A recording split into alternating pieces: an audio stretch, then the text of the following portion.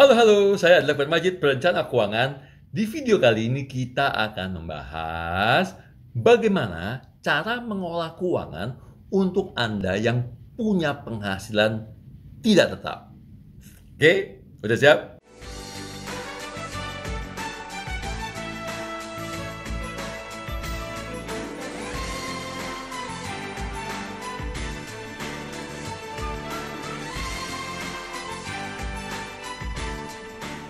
Oke. Penghasilan tetap, apa sih pekerjaannya? Macam-macam, ya. Freelancer bisa penghasilan tetap, ya kan? Anda yang bekerja berdasarkan commission base, ya. Contohnya apa? Agen asuransi, penjual mobil, ya. Apapun pekerjaan Anda yang bukan gajian bulanan, maka Anda akan masuk ke dalam kategori ini, dan itu biasanya punya kesulitan dalam mengolah keuangan. Karena kenapa? Ketika ada duit, begitu masuk, duitnya langsung habis kepake. Setelah duitnya kepake, habis itu manyun, bingung besok mau makan apa. Terima uang 1 juta habis, terima 3 juta habis, terima 5 juta habis, terima 25 juta pun akan habis. Makanya penting sekali untuk kita bisa belajar bagaimana cara mengolah keuangannya. Oke? So, jadi kendala dari orang yang berpenghasilan tetap adalah sebesar berapapun uang yang dimasukin atau dia terima pasti akan habis, gitu ya. So, akibatnya dia nggak bisa nabung, nggak bisa investasi, dan tidak bisa ya mempersiapkan untuk masa depan, ya. Makanya penting banget untuk kita mengolahnya. Gimana sih cara mengolahnya? Nah, ini dia kita bahas, ya. Pertama, tentukan berapa besar biaya hidup dan konsumsi rutin bulanan kamu, ya. Termasuk di dalamnya biaya hidup, cicilan, dan lain sebagainya. Bikin aja, kan ada kalau dalam perencanaan keuangan, pakai aplikasi Monesa, ya.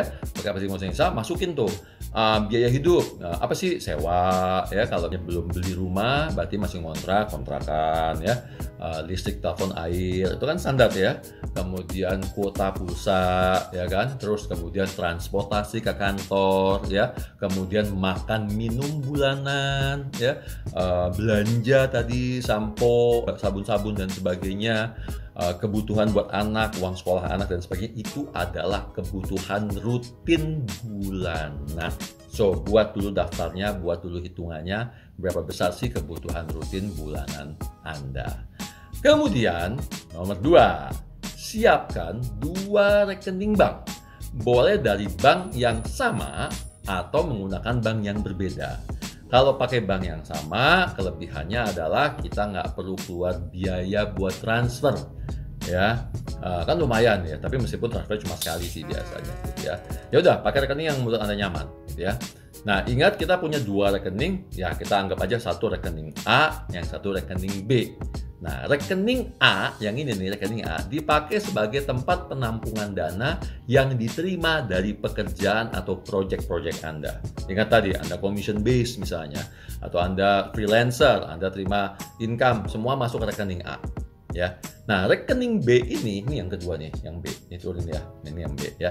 Dipakai sebagai tempat untuk pengeluaran biaya konsumsi bulanan yang tadi di awal di nomor 1 udah kita hitung. Jadi kita ngitungnya nanti ngeluarinnya pakai duit dari rekening si B ini, ya. Jangan dicampur. Kenapa kalau dicampur? Itu yang sering terjadi. Kalau dicampur, berapapun uang yang masuk ke 1 rekening, maka uang itulah yang akan kalian habiskan setiap bulan, akibatnya nggak ada sisa. Makanya menggunakan yang disebut dengan 2 rekening method atau double account method, gitu ya. Nah, kemudian itu yang kedua. Ketiga, masukkan semua uang pembayaran dan pekerjaan dan jasa yang kamu dapatkan dari pekerjaan-pekerjaan kamu ke rekening A tadi, termasuk juga semua proyek yang baru yang semua sedang kalian lakukan. Jadi ini rekening penampungan. Semua duit masuk itu ke sini, ke si A, ya. Oke. Kemudian nomor 4, lakukan transfer rutin bulanan dari rekening A ke rekening B. Ya. Nah, transfernya dibuat rutin, kira-kira kayak tanggal orang gajian lah, ya. Kan orang gajian tuh kalau di Indonesia rata-rata antara tanggal 25 sampai tanggal 1, ya. Tanggal 25 itu biasanya orang-orang keuangan, tanggal 1 itu biasanya PNS. Nah, kalau pegawai swasta itu biasanya gajian antara tanggal 26 sampai tanggal 30 atau tanggal 31. Kalian boleh pilih mau yang mana. Ada yang tanggal 27, ada yang tanggal 30 gitu ya, karena tanggal 31 kan nggak tentu setiap bulan ada tanggal 31 ya. Kalau mau aman mungkin tanggal 30 misalnya gitu ya. Kalau saya pribadi karena saya orang keuangan dan saya dulu pernah bekerja di industri keuangan, dari saya terbiasa gajian setiap tanggal 25, maka saya transfer ke rekening saya, ke rekening si B tadi setiap tanggal 25 ya. So, kalian lakukan hal yang sama, transfer setiap bulan di tanggal yang sama dari rekening A ke rekening B seakan-akan seperti kalian gajian. Jadi berapapun uang yang masuk di rekening A, kalian udah nggak ngeliat lagi. Karena kenapa? Karena yang kalian akan terima adalah sebesar uang yang kalian akan pakai dari rekening B. Jadi kalau setiap bulan Anda pakai 5 juta buat biaya hidup, ya udah cuma 5 juta aja gajiannya setiap bulan per tanggal 30 misalnya, atau per tanggal 25 itu masuk seakan-akan kayak gajian 5 juta rupiah gitu ya, atau 7 juta atau 10 juta, terserah, nominal tergantung kalian. Oke.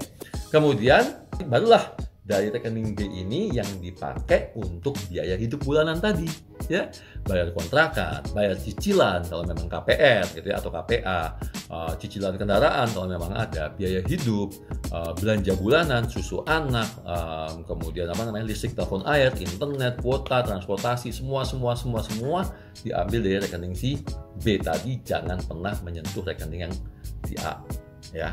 Kemudian terakhir, alokasikan dana darurat dari sisa dana yang ada di rekening A. Jadi rekening A nanti boleh sisakan sebagian di dalamnya adalah dana darurat. Terserah Anda punya dana darurat berapa? 3 bulan, 6 bulan, 12 bulan, sisakan ada di situ. Selebihnya boleh diinvestasikan. Gitu ya. Semoga cukup membantu penjelasannya. So, kalau Anda suka dengan video ini, jangan lupa untuk like, kemudian subscribe, pencet lonceng-lonceng tadi biar bunyi kalau pas ada video baru, dan bagikan ke teman-teman yang lain. Semoga yang lain juga bisa mengolah keuangan mereka dengan baik kalau penghasilan mereka tidak tetap. Oke, setuju?